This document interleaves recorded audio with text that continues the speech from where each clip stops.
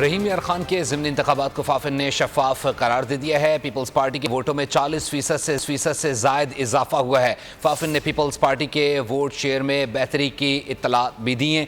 اسی پر مزید بات کریں گے نمائندہ خصوصی سلمان اوان سے۔ سلمان، اپڈیٹ کیجیے گا رپورٹ میں مزید کیا کہا گیا ہے؟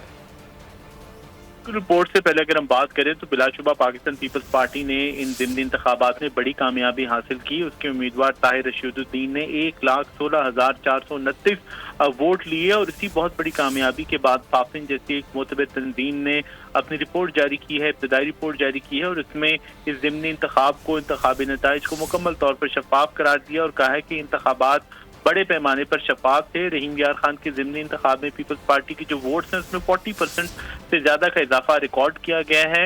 فافن کے مطابق جو پاکستان پیپلز پارٹی ہے اس کے ووٹ شیئر میں بہتری سامنے آئی ہے اور یہ مجموعی طور پر 3% سے بڑھ کر 40% تک پہنچ چکا ہے۔ اگر ہم بات کریں رجسٹرڈ ووٹوں کی تو اس حلقے کے اندر 5,26,900 کے قریب رجسٹرڈ ووٹ ہیں، جبکہ ووٹر ٹرن آؤٹ کی اگر بات کی جائے تو اس میں 2,88,000 مردوں نے اور 2,38,860 خواتین نے ووٹنگ میں حصہ لیا، اپنا حق رائے دہی استعمال کیا، جس کے اندر سے کامیاب ہونے والے امیدوار کو 1,16,000 سے زیادہ ووٹ ملے، جبکہ ان کے مد مقابل جو پاکستان تحریک انصاف کے امیدوار تھے حسان مصطفیٰ، وہ صرف 58,251 ووٹ حاصل کر سکے، جبکہ پچھلے الیکشن میں پاکستان تحریک انصاف جب یہاں سے کامیاب ہوئی تھی تو اسے 1,03,000 ووٹ ملے تھے۔ تو پاکستان تحریک انصاف کی ووٹوں کے اندر بہت بڑا ڈکلائن آیا ہے، تقریباً آپ کہہ سکتے ہیں کہ 40% کمی آئی ہے، اور لیکن 40% کمی جو ہے وہ دوسری طرف کنورٹ ہوئی ہے پاکستان پیپلز پارٹی کے ووٹس کے اندر۔ تو یہ مجموعی طور پر اب جو فافن کی رپورٹ ہے وہ انتخابات کے اوپر